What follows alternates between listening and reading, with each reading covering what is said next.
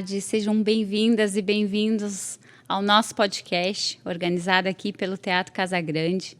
Eu sou Jacira Silva, sou advogada, sou integrante da Associação Brasileira de Juristas pela Democracia e hoje eu estou aqui com duas professoras, doutoras em Direito, também trabalhamos com direitos humanos, intelectuais que se dedicam aos direitos humanos. Eu admiro muito as duas professoras que estão aqui comigo.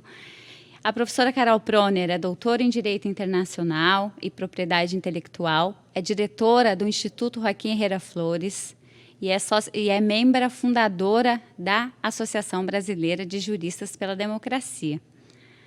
Também é professora da Universidade Federal do Rio de Janeiro.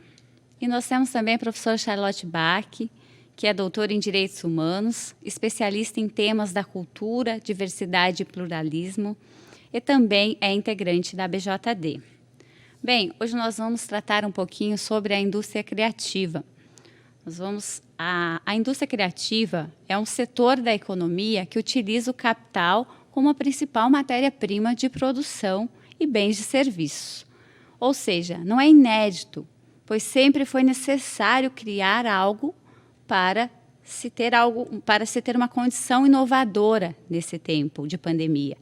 Na linguagem empresarial, significa criar novas formas de pensar o trabalho e a organização da produção. A pandemia trouxe um novo cenário para esse setor criativo, pois as empresas foram obrigadas a seguir protocolos sanitários impostos e também regras restritas, como o isolamento social, a quarentena. As pessoas foram obrigadas a se inovar, principalmente nesse setor. Necessariamente, portanto, a criatividade era uma única alternativa estratégica para aumentar as receitas e manter os empregos. Era preciso improvisar o resultado. E foi uma inovação, o surgimento, com essa inovação, portanto, houve o surgimento de novidades nesse setor. Curiosamente, nós vamos utilizar aqui um mapeamento feito pela Federação de Indústrias do Rio de Janeiro, que é a FIRJAN, sobre vínculos empregatícios, que teve um aumento, curiosamente, porque tendo em vista que o país teve uma baixa, né, de emprego nessa época da pandemia. Já o setor da indústria criativa cresceu nesse período e teve uma alta de 1,8%, enquanto o emprego no país teve uma baixa de 1%. Essa pesquisa realizada pela FIRJAN fez um mapeamento de 4 áreas criativas. Eles utilizaram a tecnologia, o consumo, a mídia e a cultura. Obviamente que alguns setores que dependem mais de interação física com o público, né, para serem efetivados, como, por exemplo, os espetáculos teatrais, tiveram uma queda muito grande nessa época de pandemia. Já outras áreas áreas como a tecnologia, a parte de digitalização, devido ao isolamento social, teve uma alta comparado com 2019. Aliás, nós mesmos, né, que estamos aqui fazendo esse podcast, é um aprendizado da pandemia, assim como as audiências virtuais e várias outras plataformas aí que nós estamos utilizando na pandemia. Agora vamos começar nosso diálogo e eu quero dirigir a primeira pergunta à professora Charlotte Bach. Charlotte, de acordo com esse mapeamento feito pela FIRJAN, eu gostaria de perguntar para você quais áreas que mais se desenvolveram e se consolidaram nesse período e como nós podemos sentir esse crescimento no dia a dia. Boa tarde a todas e todos. Queria agradecer o Teatro Casagrande por receber a gente aqui para esse debate. E sabemos que o Casagrande tem um papel histórico em debates inovadores e também em debates que envolvem temas como democracia, direitos humanos. Então, acho que é uma honra para a gente estar aqui nesse palco tão relevante para a cultura brasileira. Bem, esse mapeamento da FIRJAN foi feito como você já disse, Jacira, em 4 áreas, né? Tecnologia, consumo, mídia e cultura. De fato, houve um aumento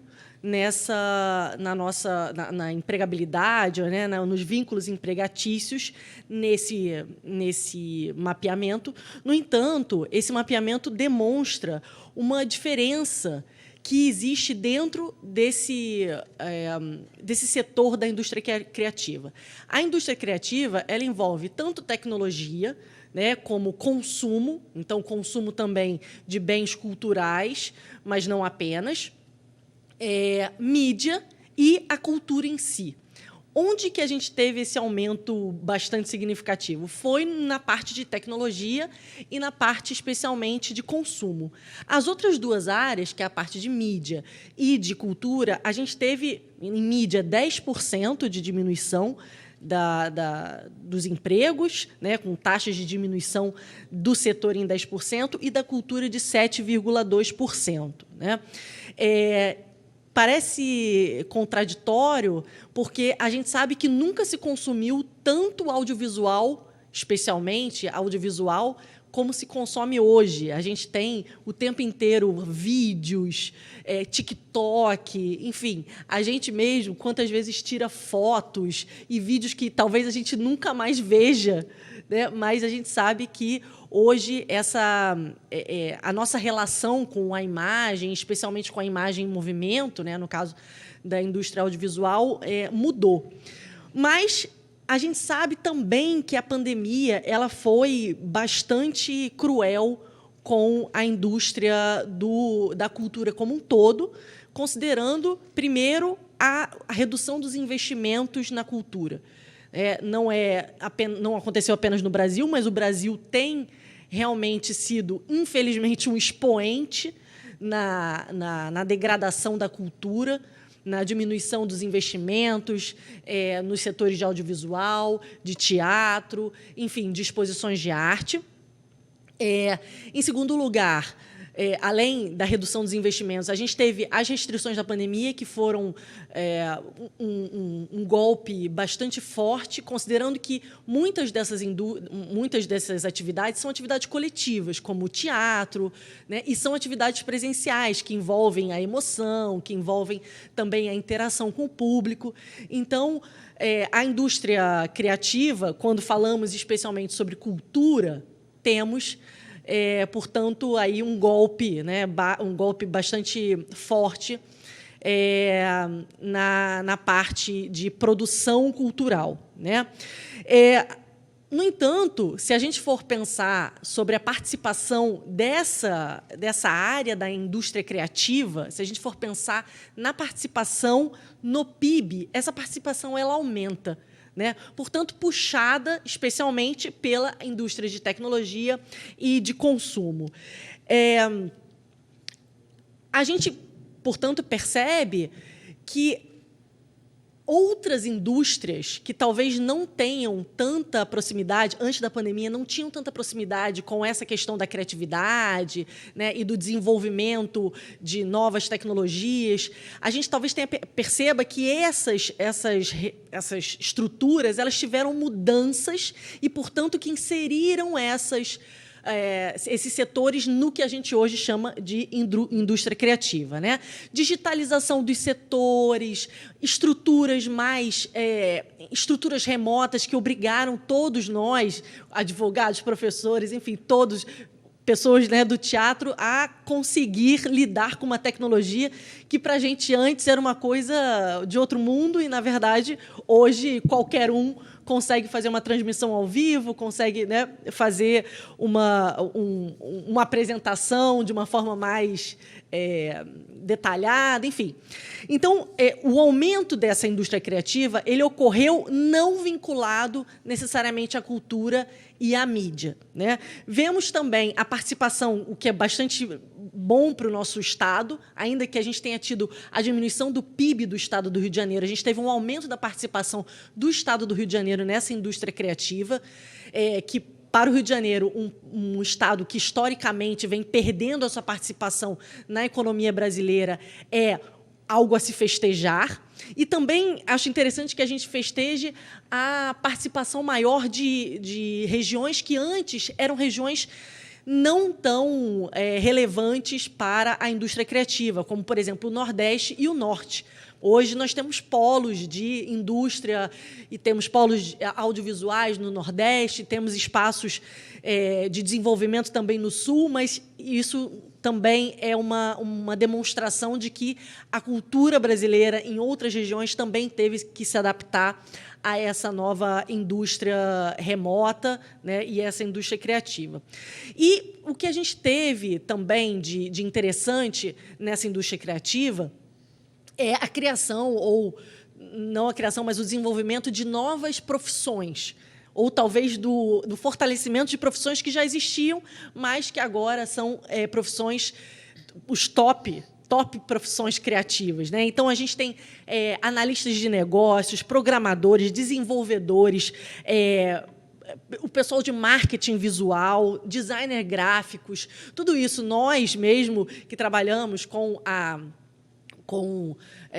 educação, tivemos que fazer todo tipo de gambiarra que a gente conseguiu e depois, de fato, contratamos pessoas para fazer uma aula bonita, visualmente interessante para os alunos, para que eles possam estar ali presentes e, de fato, aprendendo, porque a gente sabe que existe uma dificuldade bastante grande, né, no aprendizado à distância, com relação à atenção. Então, essas novas profissões são profissões que vieram para ficar, porque muitas empresas não querem retornar ao presencial, né? Mas também acho que são profissões que trazem aí uma inserção diferente do Brasil e do trabalhador brasileiro no mundo tecnológico. Então, nós que sempre fomos conhecidos pela criatividade do brasileiro, né, a cultura brasileira é tão diversa, acho que também essa indústria criativa ela vem só para coroar esse nosso papel cultural e criativo na nossa região, mas também no mundo como um todo. Então, Charlotte, podemos dizer que tudo são boas notícias, né? Ou existe alguma desvantagem e problemas com esse trabalho realizado aí pela indústria criativa? Nem tudo, né? Nem tudo são flores. Claro que a gente tem muitas vantagens. Acho que a gente tem que, em primeiro lugar, pensar que a gente tem um país que é um país extremamente desigual, regionalmente, socialmente, né? Economicamente. Então, as vantagens, que muitas vantagens são vantagens para um grupo seleto de pessoas, né? Então, entre as vantagens, a gente pode pensar que a gente trabalhou junto com as nossas famílias, né? Pudemos ter contato com os netos, com os nossos pets, né? Que agora todo mundo é mãe de pet, mãe de planta, as pessoas puderam ter aí novos hobbies, né? Então, a gente está em casa. É claro, a gente tem uma certa independência com relação ao horário de trabalho, podemos almoçar, tirar uma sonequinha, dormir depois do almoço, né? Também não precisamos pegar trânsito para ir para o trabalho. É muito estressante nas grandes cidades a gente passar, às vezes, horas no transporte público. E também a gente pode ter maior contato com a família. Isso, pessoalmente, acho que foram vantagens, né? E, profissionalmente, a princípio, a gente poderia pensar numa maior liberdade, né? Porque a gente não tem aquele monitoramento completo do seu chefe, talvez passando para ver se você está trabalhando, né? Então, você tem uma maior liberdade, talvez uma rotina mais maleável. Uma certa privacidade, porque você também não precisa passar o dia inteiro no escritório, e isso te expõe, porque você tem problemas e os seus companheiros de trabalho acabam sabendo disso, né? Para as empresas, a gente teve uma redução de custos gigantesca, porque não se necessita mais, em muitos casos, de nenhuma estrutura. As empresas são basicamente virtuais. O máximo que se tem é um site ou um banco de dados, um assistente de TI, alguma coisa assim. Mas a gente teve, então, uma redução de custos, não tem mais aluguel, não se tem mais vale transporte, vale refeição, nada disso. Além disso, a gente tem também uma melhor definição aí podemos ter, né, um compartimentamento de pessoas trabalhando. Então, sem a equipe, a gente pode ter uma separação. Existem alguns estudos que dizem que é mais interessante que você se especialize em algum tema específico, enquanto que dentro do escritório você acaba tendo um envolvimento com temas que, às vezes, não são os seus temas de preocupação, mas que você acaba se preocupando com isso, né?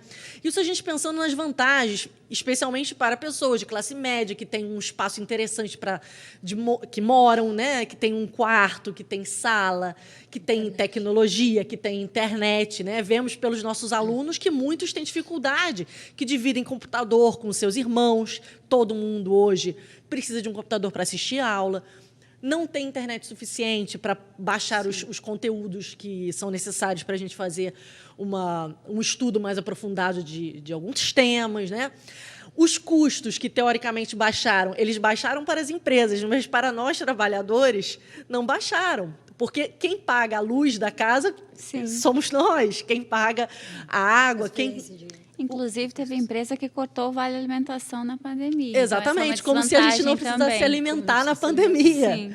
Né? Então, a gente paga ar-condicionado, porque no verão do Rio de Janeiro, muitas vezes a gente precisa de ar-condicionado. Às vezes, a gente está num ambiente que tem muito barulho, né? Vizinhos e tal, então a gente tem que realmente fechar a janela e precisa ligar ar-condicionado. Então, os custos são custos que baixaram para uma parte, né, do que a gente pode falar dessa estrutura produtiva, mas talvez para os trabalhadores em si, esse custo financeiro não tenha sido tão diminuído, talvez, inclusive, tenha aumentado, né?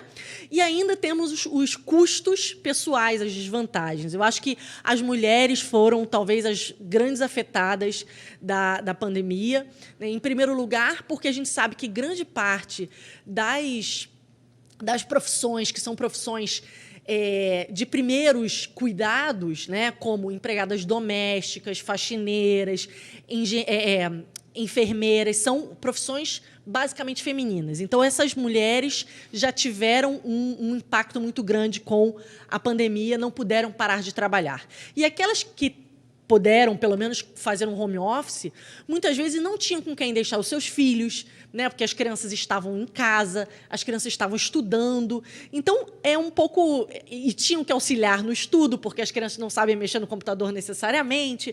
Além disso, tiveram que dar conta também de trabalhos domésticos, que a gente sabe que as mulheres têm jornadas duplas e triplas e quádruplas, muitas vezes. E, durante a pandemia, isso não necessariamente foi dividido com a pessoa, com o seu companheiro, né? ou sua companheira, enfim. E isso também pode ter dado aí um solavanco nos casos de burnout de mulheres, de estresses, todos os tipos, né? E acho que, além disso, a gente também tem uma questão relativa à saúde, que aí afeta tanto as pessoas com uma renda maior, como também pessoas de baixa renda, que é a ideia de que trabalhar em casa é se exercitar menos, né? Por mais que a gente não faça um exercício recorrente, andar até o ponto de ônibus, andar até o metrô, andar até o transporte ou ir andando até o trabalho, isso é também saúde, né? Isso também é uma forma de mexer o corpo, e a gente sabe que o nosso corpo não foi feito para ficar sentado durante 12 horas. Né? E o caminho até a cozinha para pegar uma água ou para pegar um lanche não é exercício. A gente precisa de mais exercício. Então, muitas doenças cardíacas se desenvolveram nesse período, também muitas doenças relativas à ergonomia do trabalho, então as cadeiras... A gente não tem cadeiras adaptadas para trabalhar durante 12 horas. As nossas mesas não necessariamente são mesas para trabalho. Né? Os nossos computadores, às vezes, não são bons computadores, então nós temos problemas também com visão. Né? E, além disso, a saúde mental, que também talvez seja o grande tema hoje que fica da pandemia. Né? Pessoas que se isolaram completamente, portanto, tiveram uma solidão imensa, a perda de diversos também parentes, né, pessoas próximas, o sofrimento, o afastamento do coletivo, isso também nos deixa numa solidão, né, dos nossos amigos, dos nossos familiares.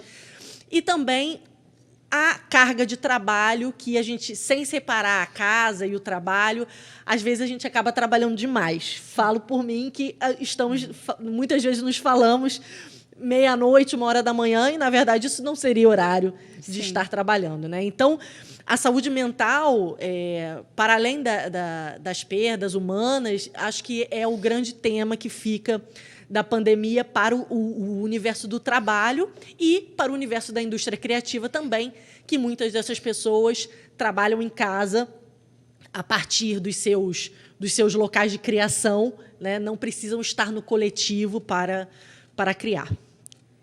Quero aproveitar que estão falando já de pontos negativos aqui para emendar uma pergunta agora para a professora Carol Proner.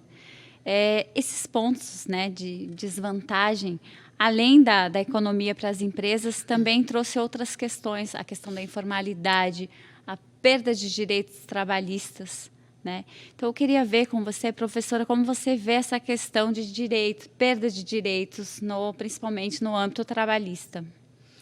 Bom, acho que eu vou seguir um pouco na linha da Charlotte, nessa última linha de observações daquilo que pode ser ambíguo, de que pode ser negativo nesse período.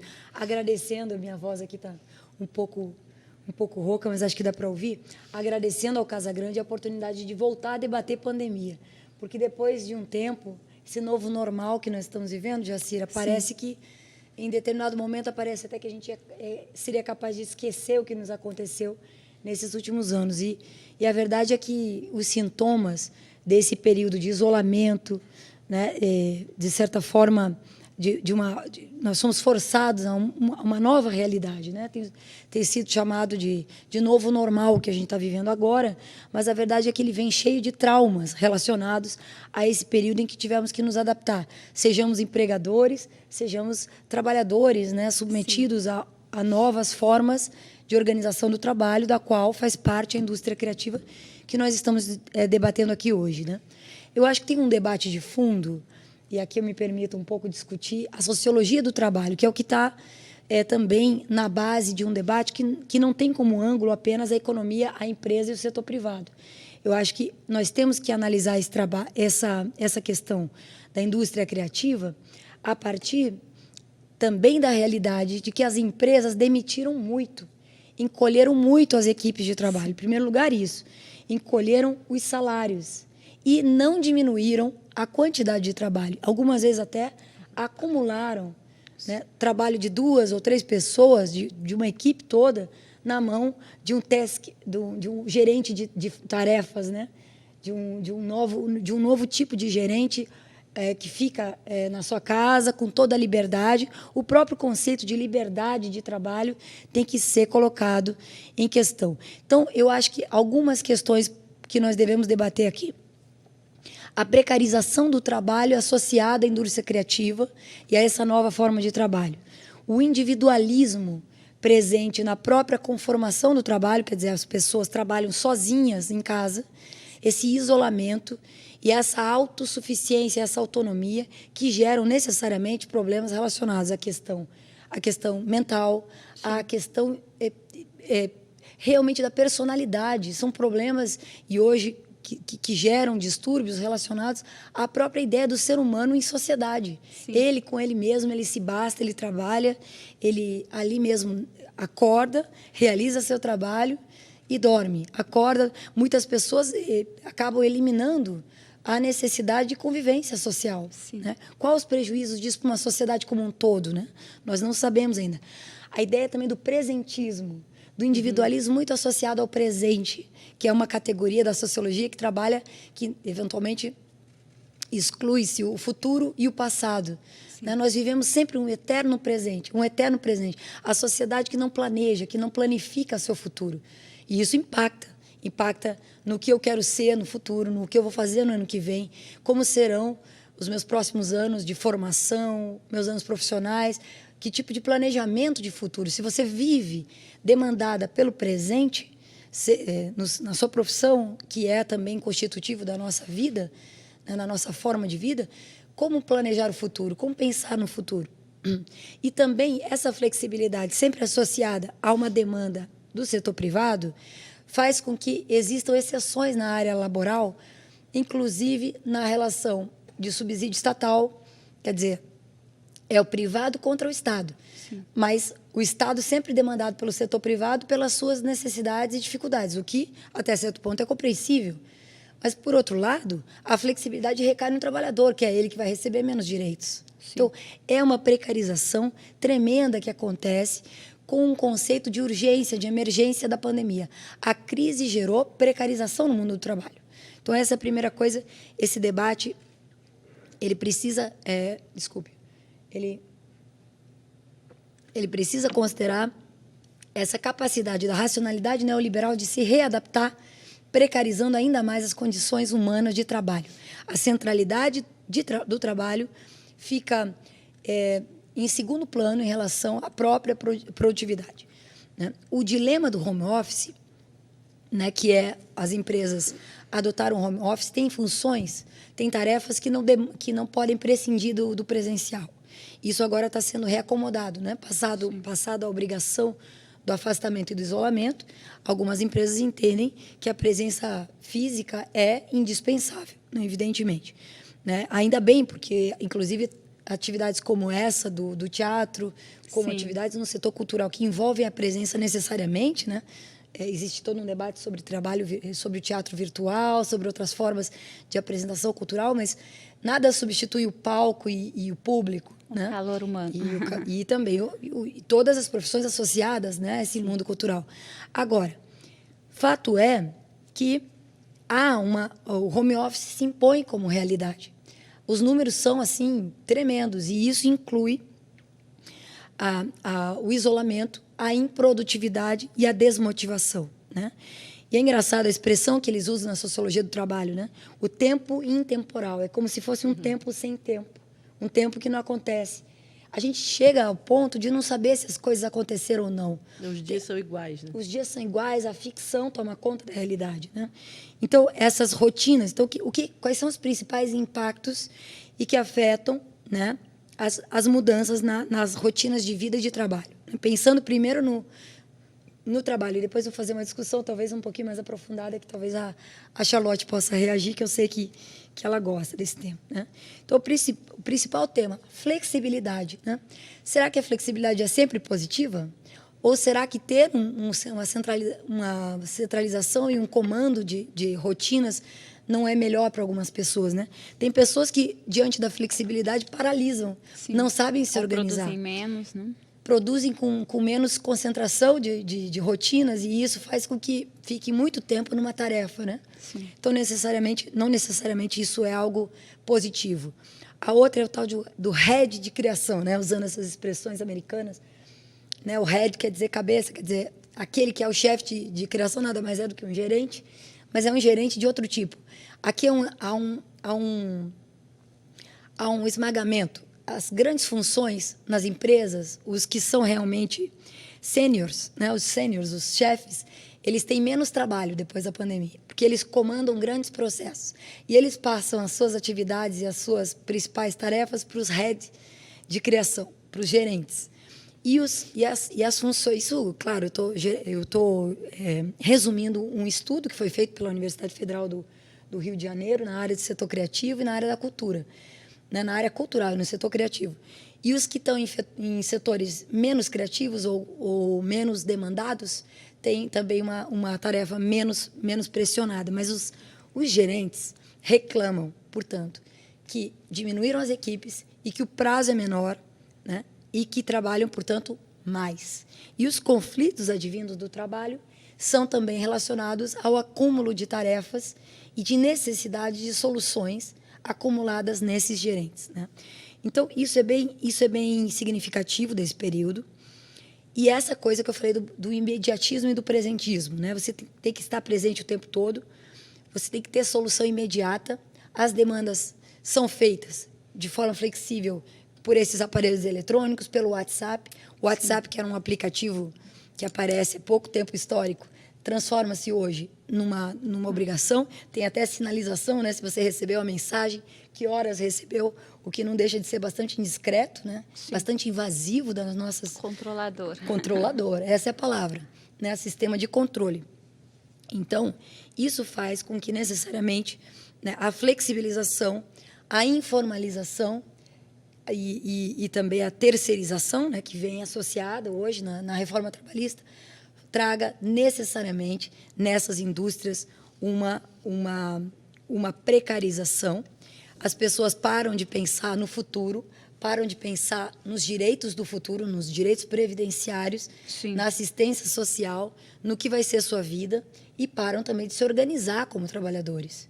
A questão da organização no mundo do trabalho, dos sindicatos. Sim. Porque se você está na sua casa, você vai falar com quem?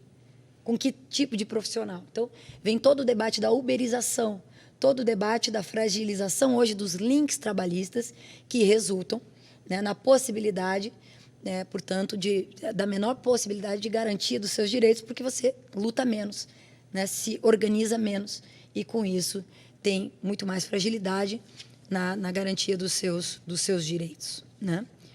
Então, aqui, se eu ainda tenho um tempinho, não sei se você ainda me permite, mas nós temos que considerar a própria indústria criativa, ela não é criativa em geral, ela é criativa dentro da crise como solução empresarial e do setor privado, diante da impossibilidade, às vezes, do caso da pandemia, uma impossibilidade de censura estatal mesmo, vamos dizer, por medidas sanitárias, de que possa acontecer o trabalho como ele era antes, né? Mas, por outro lado, o trabalhador da indústria criativa, ele não tem tempo para ser criativo. Muitas vezes ele está sobrecarregado. Então, ele não é criativo necessariamente, né? Ao contrário, né? Na época do Domenico de Masi, que ele escreveu, o sociólogo do trabalho, o ócio criativo, né? Para ser criativo, você precisa ter tempo, você precisa descansar a cabeça, você precisa organizar as ideias e ter tempo para pensar, né? O capitalista, que tem muito tempo para pensar, ele realmente consegue ser criativo, mas o trabalhador que está sob pressão, ele não consegue ser criativo, ele reproduz padrões, Sim. né, que acabam fazendo com que a própria situação do trabalho seja repetitiva, pouco criativa, pouco interessante, pouco motivadora, e o resultado não necessariamente é ruim. E, por fim, eu queria trazer uma questão que eu acho que é mais uma camada profunda ainda, você me permita Um falar. tema polêmico. Que é a própria colonização discursiva embutida nesse trinômio inovação, criatividade e empreendedorismo. Tem uma armadilha aí, né? Que nós temos uma migração do campo discursivo específico do setor empresarial que invade o setor cultural, né? Quer dizer que é um efeito perverso desse debate, o fenômeno da colonização discursiva, que faz crer que o projeto hegemônico do capitalismo continua enfrentando as dificuldades para conseguir um êxito favorável a todos, né? Isso já ocorreu antes, na década de 80, a própria ideia de design, desenvolvimento de softwares para jogos eletrônicos, tem outros setores da indústria criativa, música, museus, patrimônio imaterial, o debate sobre trabalho imaterial, tudo isso que acontecia na década de 90, como uma grande novidade, hoje nós temos outras coisas na indústria criativa, a Charlotte mencionou alguns, né? E que a cadeia de valor cultural do capitalismo ela é necessariamente virtuosa, que tudo é muito bom, né? O papel das novas tecnologias de informação e que tudo isso é muito positivo. Será que isso tudo é muito positivo mesmo? Nós temos hoje, como eu mencionei, um desemprego estrutural, é planejado, é planificado, junto com a robotização, né, com as máquinas fazendo papel de trabalho humano, trabalho humano e assalariado, relações reais, trabalho formal, trabalho real, né, que produz riqueza, que produz renda. Existe tanto a questão da robotização, das tecnologias, como também terceirização, quer dizer, a vinculação de trabalhos sem garantias trabalhistas e que podem ser feitos por qualquer pessoa, porque elas são plenamente, em tese, plenamente substituíveis, o que também tem embutido um desmerecimento individual muito grande, né? E a questão do conceito de trabalho livre assalariado. Porque quem é que é livre, né? Uma pessoa que trabalha no setor de uberização, né? Que trabalha entregando alimentos com a sua própria bicicleta, pagando a sua própria prestação para comprar a sua própria bicicleta, o seu próprio meio de transporte para poder gerar aquele trabalho autônomo, né? Sim. Mas que você pode se vincular por um aplicativo e se desvincular imediatamente. Isso é liberdade? Né? Trabalhar 8 horas por dia, 10 horas por dia, correndo risco no trânsito, é livre, é liberdade? Né? Então, essa ideia do trabalho livre, assalariado, é algo que nós deveríamos debater. Eu gostaria até de ouvir se a Charlotte puder falar, porque realmente tem aí, na minha opinião, uma armadilha, Sim. né, conceitual, uma armadilha que tem a ver justamente com essa colonização discursiva embutida nesse trinômio inovação, criatividade e empreendedorismo da indústria criativa. Estou totalmente de acordo com as observações da Carol. E, de fato, é uma discussão que vem especialmente...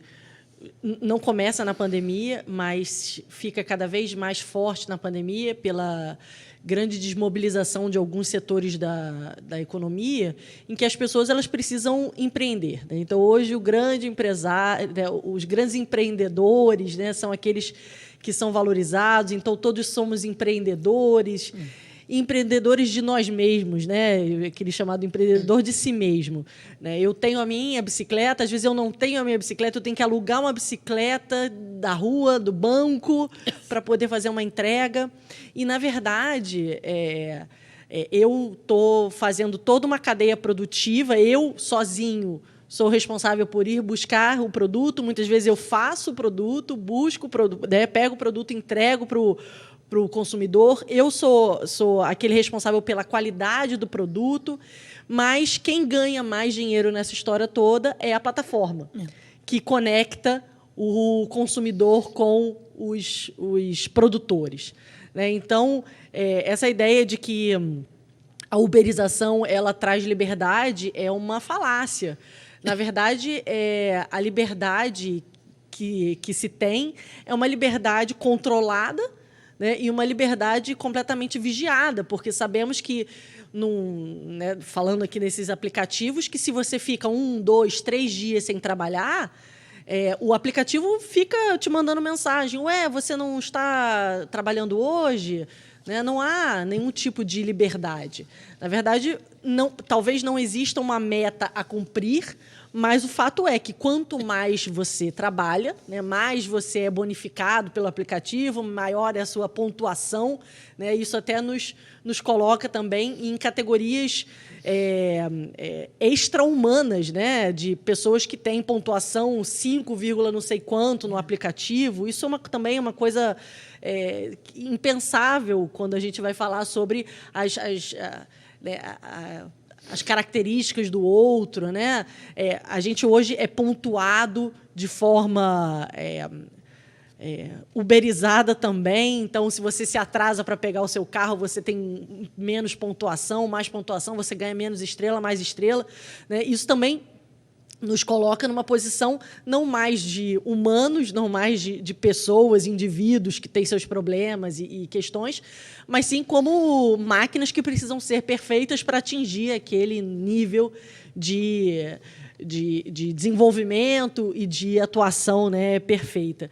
E é claro que o individualismo que a Carol traz, essa ideia de uberização, ela precariza o coletivo e diminui as nossas interações coletivas, e é exatamente no coletivo que se constrói, muitas vezes, alternativas políticas diferentes, né, dentro dos sindicatos, dentro dos partidos políticos, enfim, dentro de espaços de discussão, dentro das universidades, em que a gente vê o outro, se identifica com o outro e pode ter, né, ver no outro algo que faça valer a pena uma luta, né, um combate.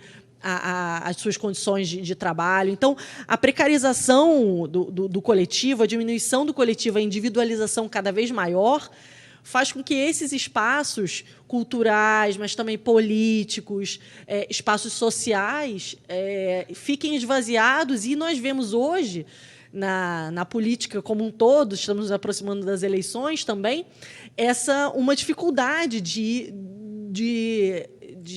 conversar com as pessoas sobre o coletivo. As pessoas, elas cada vez pensam mais em si e menos no outro. Então, para mim, é melhor não ter direitos trabalhistas porque eu tenho uma condição e etc. Mas será que para a sociedade brasileira é melhor realmente uma reforma trabalhista que diminua a previdência e todos os direitos, né? Será que para a sociedade como um todo, individualmente, pode ser melhor para um indivíduo ou outro não ter direitos trabalhistas porque ele ganha mais, não tem problema?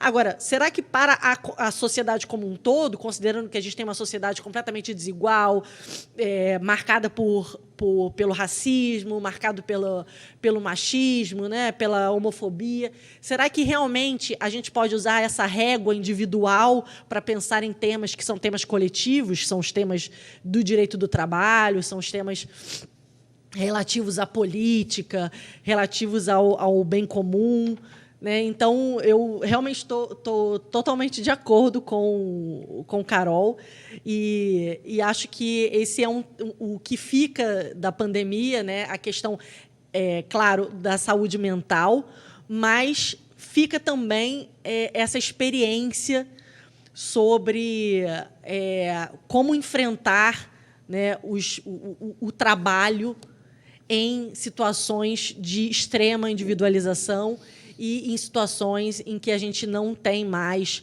muitas vezes, o suporte do nosso chefe, né, aquele que ganha mais, claro, ele acaba sendo beneficiado por essa separação do trabalho, porque ele só controla, faz um papel ali de manager, né, isso também é uma coisa que a gente ganhou na pandemia, essas palavras em inglês, né, a colonização da linguagem, mas ele fica só controlando aquela equipe e, na verdade, a equipe acaba trabalhando muito mais e sem o horário da empresa fechar, porque a nossa casa nunca fecha, né, o nosso celular nunca desliga, as nossas mídias estão sempre ligadas. Então, é um tema que a pandemia trouxe para a gente e acho que talvez o fim relativo da pandemia não faz com que a gente deixe de discutir esses temas que já eram temas prementes, mas que a pandemia talvez tenha aprofundado de forma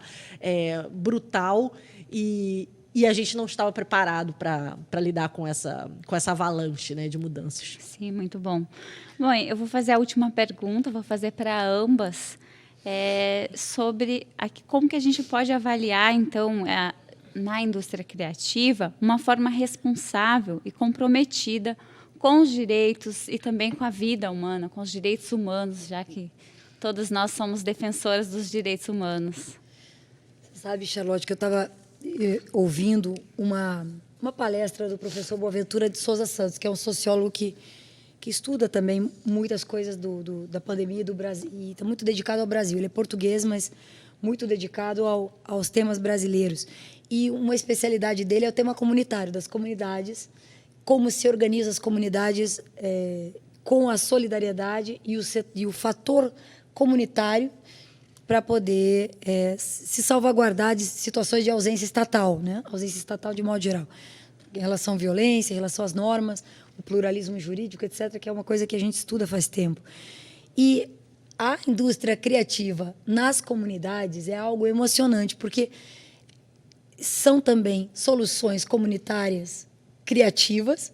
Sim. Em épocas de dificuldade, como é o caso da pandemia, de extremo abandono, porque o Estado já abandona normalmente essas comunidades, mas eles têm, diferentemente do fator individualista que nós estávamos mencionando agora, o fator coletivo, o fator comunitário. Então, é muito interessante ver o resultado da criatividade e das soluções de economia criativa nas comunidades carentes e vulneráveis.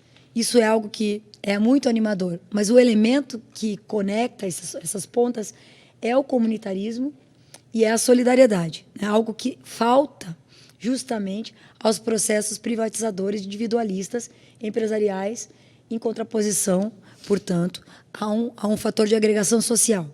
E o próprio Boaventura, num livro que chamou um opúsculo, um pequeno livreto que ele escreveu em 2019, logo 2020, desculpa, quando começou a pandemia, assim, passados alguns meses, ele já escreveu A Cruel Pedagogia do Vírus, né? Um livreto que está por aí, pode ser encontrado na internet, aberta para acesso aberto, e ele diz que a pandemia, como um grande fator, um grande fenômeno histórico de grande repercussão, tal qual uma guerra, uma Segunda Guerra Mundial, pelo número de vítimas, pelo número de catástrofes associadas, coloca o próprio modelo capitalista em questão. Então, nós temos aqui a questão da saúde, a questão do Estado e diante de um neoliberalismo reorientado à máxima privatização, a privatização da saúde colocada em questão, e países que foram capazes de conduzir guerras, de provocar guerras, de fomentar guerras no mundo inteiro, como é o caso dos Estados Unidos, não ter a capacidade de conter o vírus, justamente pela desestruturação do Estado, enquanto poder público, enquanto serviço de saúde, por exemplo.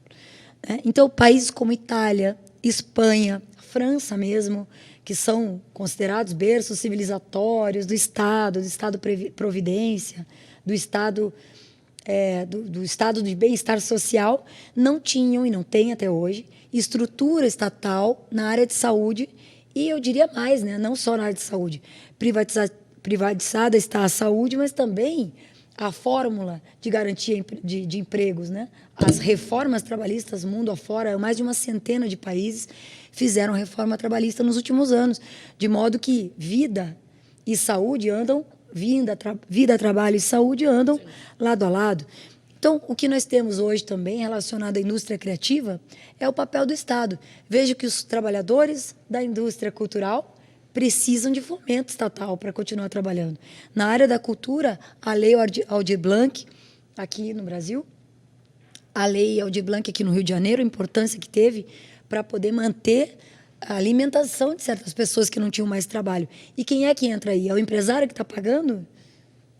São as grandes empresas que estão fomentando a cultura? Não, é o Estado, né? E a possibilidade de subsídio estatal. Então, voltamos a ter, de novo, né, a polêmica fortíssima ligada também na indústria criativa do Estado e a centralidade do Estado, né, e a forma como o Estado lida com a garantia dos direitos. Sejam eles direitos de saúde ligados à pandemia, sejam eles direitos do trabalho, direitos que estão conectados à forma de vida das pessoas, né? E a indústria criativa, dadas toda essa ambiguidade, esses retrocessos, né, e essa violação de direitos de modo sistemático, estrutural, no desemprego, né, também é algo que está afetado pela própria posição do Estado regulador e da própria situação do cumprimento por parte das empresas do pacto social, né, e econômico que deve se impor no futuro para que uma sociedade não seja tão individualista, né, e não seja tão cruel. E aí a pedagogia do vírus, que pode ser bastante cruel nesse sentido, né? A cruel pedagogia do vírus, mas também pode ser pedagógica no sentido de criar uma sociedade com uma filosofia mais comunitária, mais solidária, mais fraterna, da qual advém, muitas vezes, dos lugares que a gente não imagina, lugares que têm mais dificuldade, mais vulnerabilidade e que têm que encontrar soluções à violência estrutural das suas próprias vidas, à ausência estatal, mas que tem o componente, né, colaborativo, cooperativo do próprio funcionamento solidário. Então, com relação a essa última pergunta, né, a indústria criativa, assim como também, e especialmente falando sobre cultura e sobre temas relacionados à mídia, assim como a educação, né, muitas vezes ela é tratada como se fosse, não como se fosse trabalho. As pessoas que trabalham nas indústrias criativas, elas não trabalham. Elas, na verdade, estão ali porque elas gostam, porque elas têm o dom, né, porque elas são iluminadas, enfim, não se sabe exatamente o que se acha, mas o fato é que essas pessoas elas não são trabalhadores. E isso é uma grande ilusão, né, daqueles que falam sobre isso. As pessoas que trabalham na indústria criativa, os trabalhadores da cultura, são, sim, trabalhadores, que sim têm que alimentar as suas famílias e não têm necessariamente um dom e fazem aquilo porque aquilo ali ilumina a sua vida, né? Essas pessoas precisam de salários, precisam receber os seus direitos trabalhistas, precisam receber todos os tipos de garantias relativas à alimentação, auxílios governamentais, porque não se está lá, né, porque quer necessariamente. A indústria criativa ela tem aqueles que estão ali porque querem e tem aqueles ali que estão porque pela circunstância da vida, assim como em outras profissões. Portanto, esses trabalhadores são trabalhadores e precisam ser tratados e olhados como tal, né, como trabalhadores. Não apenas no Brasil nós temos leis que fomentam a cultura. Em outros países, na França, na Espanha, em Portugal, nós temos grandes políticas de fomento ao audiovisual, ao teatro, à música, às atividades culturais como um todo, né? Então, falar que o Brasil, né, que aqueles que trabalham com a cultura vivem de subsídios governamentais e que não trabalham, estão ali somente para ganhar dinheiro, né, do governo sem nenhum trabalho, isso também é uma grande mentira. Sabemos que a iniciativa privada não é necessariamente a favor da liberdade cultural, da liberdade de expressão, da liberdade de criação, e, portanto, o Estado está aí, e por isso a Carol fala sobre o retorno da importância do Estado. O Estado está aí para propiciar e para que a diversidade cultural e para que a diversidade criativa ela de fato ocorra, para que a gente não tenha, né, uma indústria criativa que seja monopolizada pelas grandes mídias e pelas grandes empresas, porque a gente estaria, na verdade, reproduzindo uma dominação e não criando e não desenvolvendo a nossa cultura, a cultura popular e a cultura nacional, né? Então, com relação a essa pergunta, né, acho que uma indústria criativa comprometida com os direitos humanos é uma indústria que, primeiro, reconheça os trabalhadores como trabalhadores, não que estão ali igual nós, né, Carol? Muitas vezes perguntam para vocês também trabalham ou vocês só dão aula? Não, nós trabalhamos dando aula. Esse é o nosso trabalho, né? Então, muitos também da indústria criativa perguntam: você é só atriz ou você também trabalha? Não, esse é o meu trabalho. Eu tenho todo um trabalho criativo, cultural, estudo de preparação pessoal, de sacrifício, muitas vezes, os trabalhadores da cultura. Imagina, aqui nesse teatro, quantas vezes saem de madrugada para fazer com que a gente possa ver aqui uma peça maravilhosa. Essas pessoas estão trabalhando há meses, né, para montar tudo isso, toda a assistência, os técnicos que a gente...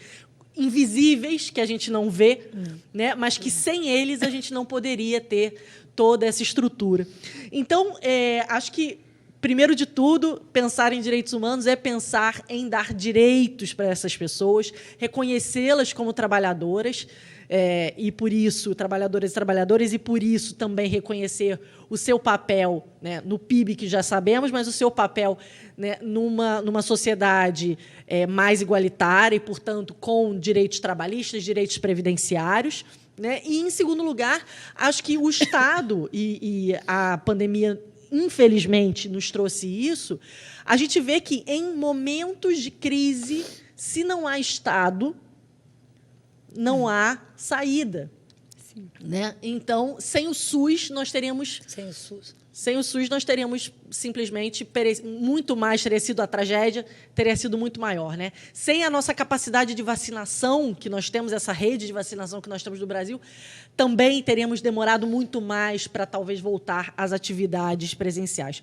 Portanto, o Estado ele tem o seu papel, sim, no auxílio, como a Lei Aldir Blanc, né, a Lei Paulo Gustavo, enfim, as leis de incentivo à cultura, as leis de incentivo do município, do Estado, isso tudo é essencial, especialmente para aqueles setores da cultura que estão afastados do grande capital e que estão afastados das grandes empresas e das grandes mídias, né? Somente com esse tipo de incentivo é que a gente pode garantir, de fato, a liberdade de expressão, liberdade de manifestação de pensamento e uma diversidade cultural que contemple aqueles que estão no mainstream da cultura, mas aqueles também que estão criando cultura nos recantos do Brasil. E, portanto, o Estado ele é essencial nesse sentido. Então, para essa sua pergunta, acho que a gente, talvez Carol também tenha essa mesma sensação que o Estado foi essencial e é essencial em diversos temas, mas acho que na indústria criativa ele é fundamental para manter e para também desenvolver essa indústria no Brasil. Bom, certamente a pandemia trouxe pontos negativos e positivos, poucos deles positivos, né? Mas podemos aproveitar alguma coisa. Creio que passamos a viver uma nova era, né? Principalmente profissional criativo, que vai ter que se adaptar a essa nova era. Bem, eu queria agradecer a professora Charlotte, Carol Proner, pelo excelente debate, né? Feito com muita profundidade, que vai além da superficialidade, né? Tratamos aqui de vários temas, não só da indústria criativa, né? Mas falamos de questão de emprego, de trabalho, de direitos humanos, né? De Estado, de democracia. Então, muito bom. Também quero agradecer muito o Teatro Casagrande pela oportunidade, pelo excelente debate. Muito bom. Muito obrigada. Obrigada a você, Jacira. Prazer. Prazer.